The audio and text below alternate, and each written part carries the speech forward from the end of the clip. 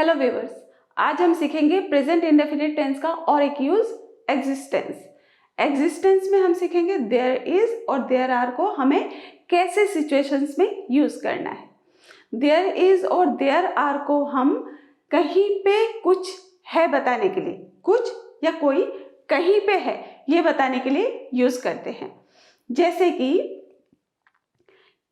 ये marker okay मेरे हाथ में है, ओके एक मार्कर है मेरे हाथ में है, तो कैसे बोलेंगे there is a marker in my hand. Okay दो मार्कर्स हैं, there are two markers in my hand.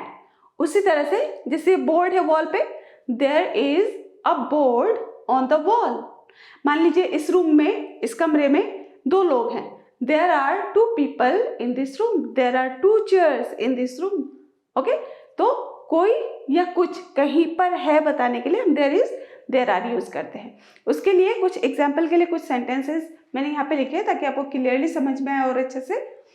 पहला सेंटेंस है टेबल पर एक किताब है, there is a book on the table. Next sentence है पार्टी में बहुत सारे लोग हैं, देयर आर। जब एक से ज्यादा है तो देयर आर, बहुत सारे लोग ना, there are many people at the party. मेरे आंख में कुछ है, ओके कुछ है कहाँ पे है, मेरे आंख में। सो देयर इज, कुछ के लिए इज यूज करेंगे, there is something in my eye. Something मतलब कुछ, ओके मेरी कक्षा में 30 छात्र हैं, there are 30 students in my class. Okay इस तरह से हम there is there are use करते हैं। अब अगर आपने मेरी पिछली वीडियो देखी है, स्टेट ऑफ बीइंग पे जो मैंने वीडियो बनाई थी, अगर वो वीडियो आपने देखी है तो शायद आप थोड़े से कंफ्यूज हो जाएंगे ना, कि उसमें भी हमने यही सीखा था है कैसे बोलेंगे, होना कैसे बताते हैं, और इस पे भी हमने वही सीखा, बट दोनों में डिफरेंस है। जैसे मैं आपको दो सेंटेंसेस बताती हूँ, ठीक है। पहले सेंटेंस में मैं बोलती हूँ कि एक कुत्ता मेरे कार में है, ओके एक कुत्ता मेरे कार में है। दूसरा सेंटेंस मेरा कुत्ता मेरे कार में है। दोनों सेंटेंस एक जैसे लग रहे हैं ना, दोनों सेंटेंस में कुत्तों की बात हो रही है और दोनों सेंटेंस में कुत्ते कहाँ हैं, मेरे कार में, ठीक है। लेकिन जो पहला सेंटेंस है मैंने क्या बोला, एक मेरे कार में एक कुत्ता है ना, तो जब मैंने बोला एक कुत्ता है तो उस कुत्ते को मैं नहीं जानती हूँ, वो कुत्ता मेरे लिए अज्ञात है और बेनाम है, नाम भी नहीं पता और मैं उसे जानती भी नहीं कि किसका कुत्ता है ना। लेकिन दूसरा जो कुत्ता है वो मुझे पता है किसका है, मेरा कुत्ता है, यानी कि वो मेरे लिए अनजान भी नहीं है, बेनाम भी नहीं है, ठीक है। तो यही दोनों में डिफरेंस है। इस डिफरेंस को हम और क्लियरली समझते हैं आगे। अब समझते हैं स्टेट ऑफ बीइंग और एग्जिस्टेंस में डिफरेंस क्या है। स्टेट ऑफ बीइंग जो कि मैं ऑलरेडी आपको बता चुकी हूँ पिछले वीडियो में। अब एग्जिस्टेंस दोनों में कंपेयर करते हैं। पहला सेंटेंस है the laptop is on the table. Okay the laptop, यहाँ पे देखिए the laptop is on the table. The का मतलब है पर्टिकुलर, ओके यानी कि जाना पहचाना। अब किसके लिए जाना पहचाना, जब आप एक बात करते हो तो किसी से तो करते हो ना, यानी कि एक बोलने वाला होता है, एक सुनने वाला होता है। तो इस सिचुएशन में यानी कि स्टेट ऑफ बीइंग में जब आप बात कर रहे हो, उसको जिसके बारे में बात कर रहे हो उसे दोनों ही जानते हैं, बोलने वाला भी सुनने वाला भी। जैसे मेरे भाई ने पूछा, मेरे घर में एक ही लैपटॉप है मान लीजिए, अब मेरे भाई ने आकर पूछा कि लैपटॉप कहाँ पर है, तो मैंने बोला the laptop is on the table. Laptop table पर है, मैं भी जानती हूँ, मेरा भाई भी जानता है, तो दोनों के लिए क्या हुआ, अनजाना नहीं हुआ ना, जाना पहचाना हुआ।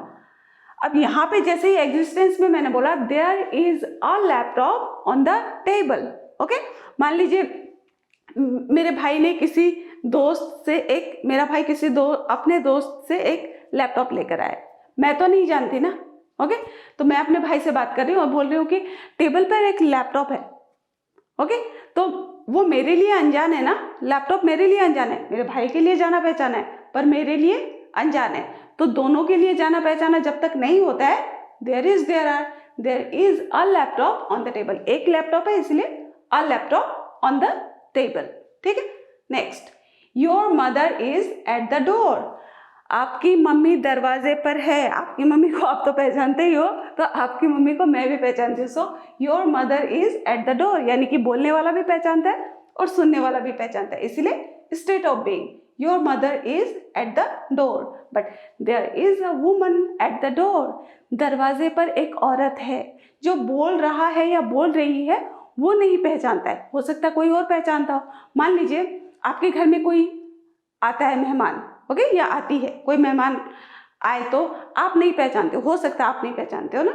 आप जाकर मम्मी को बोलोगे कि मम्मी दरवाजे पर एक औरत है, एक महिला है, तो हो सकता है मम्मी आकर देखे और पहचान लेना, लेकिन आपके लिए जाना पहचाना नहीं है। आप बात कर रहे हो, मम्मी से बात करो, आपके लिए जाना पहचाना नहीं है। तो जब तक दोनों के लिए जाना पहचाना ना हो, there is a woman at the door. आप ऐसे ही बोलोगे ना हिंदी में कि दरवाजे पर एक महिला है, ओके, दरवाजे पर कोई है, so there is a woman at the door.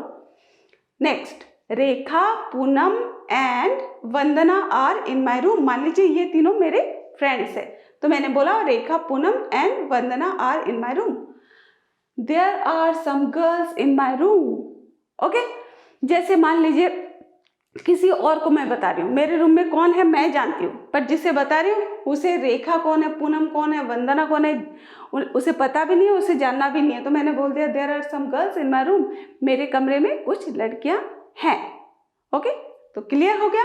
जब स्पीकर और लिसनर यानी कि बोलने वाला और सुनने वाला के लिए अगर वो जो सब्जेक्ट है वो नोन हो तो स्टेट ऑफ बीइंग, और अननोन हो तो एग्जिस्टेंस। क्लियर। अब देखते हैं नेगेटिव सेंटेंसेस कैसे फॉर्म करते हैं। नेगेटिव सेंटेंस यानी कि नहीं है बोलने के लिए। मेरे हाथ में 2 मार्कर है, मेरे हाथ में मार्कर, एक भी मार्कर नहीं है, कैसे बोलेंगे। तो मैंने यहाँ पे पहला सेंटेंस लिखा है मेरे कमरे में एक टेबल है, ओके, मेरे कमरे में एक टेबल है।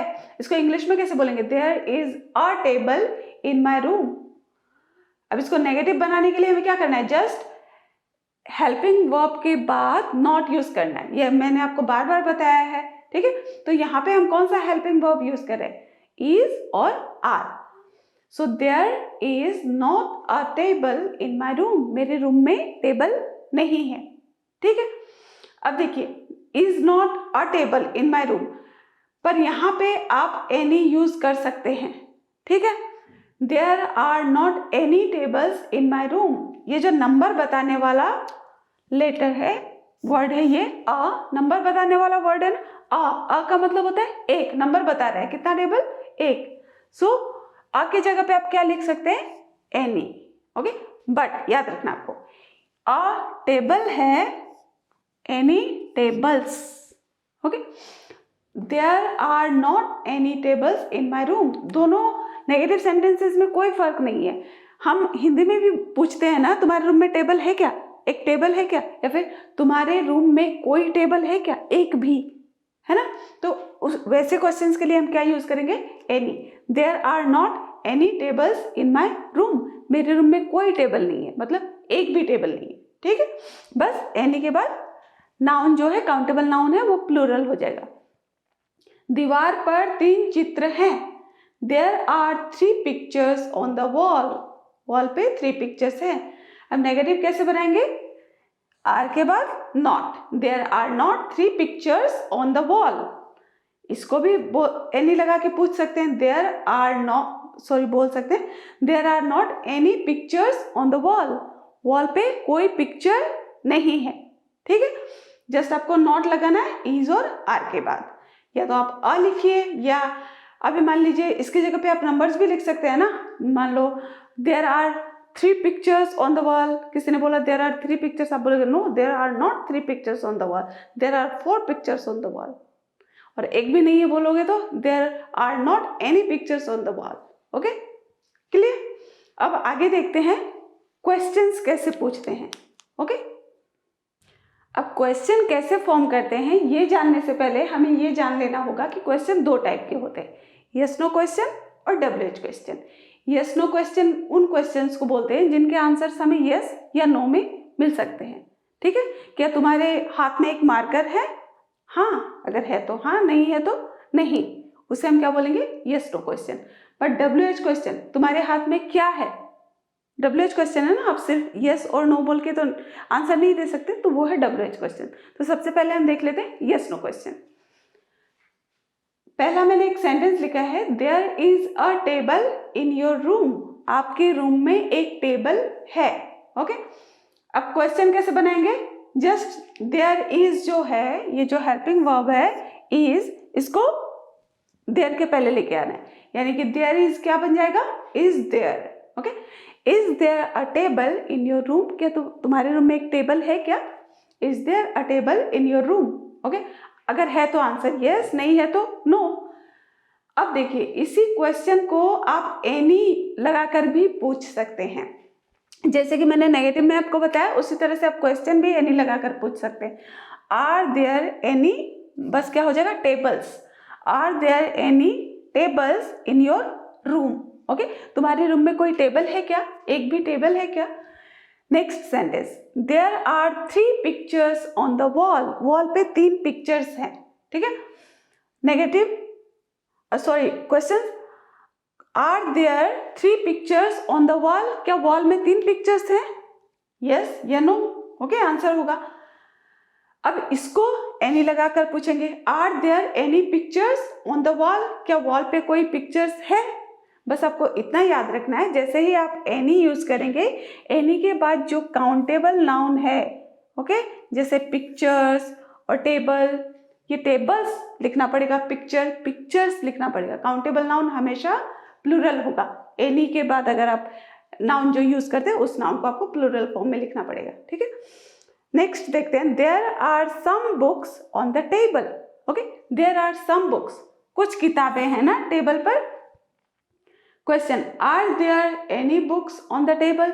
जब सम लिखकर कोई सेंटेंस होता है तो उसका क्वेश्चन भी क्या होता है, एनी में ही होता है।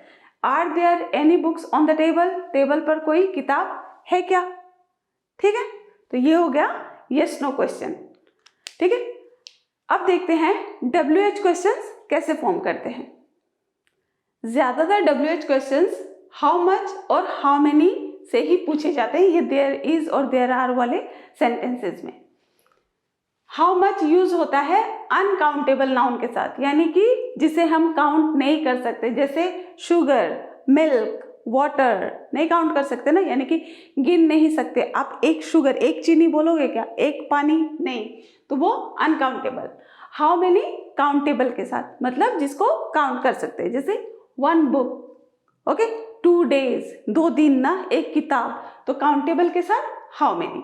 ठीक है, अब क्वेश्चंस कैसे पूछेंगे, हाउ मच यूज करने के बाद नाउन। ओके, यानी कि आप जिसके बारे में क्वेश्चन कर रहे हैं, हाउ मच क्या, milk, how much milk is there in the fridge, fridge में कितना मिल्क है, कितना दूध है। How much milk is there in the fridge, milk fridge में है कितना। Okay, next, how much money is there in your bag, आपके बैग में कितने पैसे हैं। ओके, पैसे बैग में है ना, बस कितने हैं क्वेश्चन करना है। How much money is there in your bag, money uncountable होता है। ठीक है, how much water is there in the बोतल, बोतल में कितना पानी है। How much water is there in the बोतल। ठीक है, next, how many markers are there in your hand, आपके हाथ में कितने मार्कर्स हैं, मार्कर्स हाथ में है ना। How many markers are there in your hand, how many के बाद क्या है, मार्कर्स। आपको याद रखना है, जो हम काउंट नहीं कर सकते उसे तो हम प्लूरल में नहीं लिख सकते ना, बहुवचन में नहीं लिख सकते, लेकिन जिन्हें हम काउंट कर सकते हैं यानी कि गिन सकते हैं, उन्हें तो हम बहुवचन में लिख सकते हैं ना। तो हाउ मेनी के बाद आपको याद रखना है, हमेशा जो नाउन है वो प्लूरल फॉर्म में ही होगा, यानी कि बहुवचन में होगा। मार्कर, मार्कर्स, तो हमें मार्कर्स लिखना है। Book, books, day, days, day नहीं लिखना है, डेज लिखना है। ओके, प्लूरल में। So how many markers are there in your hand, तुम्हारे हाथ में कितने मार्कर्स हैं। Next, how many days, not day, how many days are there in a week, एक हफ्ते में कितने दिन होते हैं, दिन है किस में है, हफ्ते में, ठीक है। How many days are there in a week. Next, how many members are there in your family, आपकी फैमिली में कितने मेंबर्स हैं, ठीक है। ज्यादातर question how much, how many से पूछे जाते हैं, बट कुछ क्वेश्चंस हैं जो WH वर्ड से भी पूछे जाते हैं, वो मैं लिख देती हूँ यहाँ पे। जैसे कि मान लीजिए व्हाट यूज करके या फिर हु यूज करके भी क्वेश्चंस पूछे जाते हैं देयर इज देयर आर के सेंटेंसेस में। जैसे यहाँ पे मैं लिख देती हूँ what is there in your hand, okay. मतलब तुम्हारे हाथ में क्या है, मान लो ऐसे हाथ किसी ने ऐसे बंद करके रखा हुआ है, मुट्ठी बंद है, तो आप पूछोगे ना हाथ में क्या है, so what is there in your hand, okay. कमरे से आवाज आ रही है और आपको जानना है कौन, तो आप कैसे पूछोगे, who is there in the room, okay. Room में कौन है। ज्यादातर क्वेश्चंस जो देयर इज देयर आर के जो सेंटेंसेस है, ज्यादातर अधिकतर क्वेश्चंस इसी तरह से WH क्वेश्चंस पूछे जाते हैं। सो आई होप आपको ये कॉन्सेप्ट समझ में आ गया होगा क्लियरली। अगर फिर भी कोई डाउट है तो आप कमेंट करके पूछ सकते हैं, और अगर आपको ये वीडियो अच्छी लगी हो तो इसे लाइक ज़रूर करें और मेरे चैनल को सब्सक्राइब करना बिल्कुल ना भूलें। Thank you.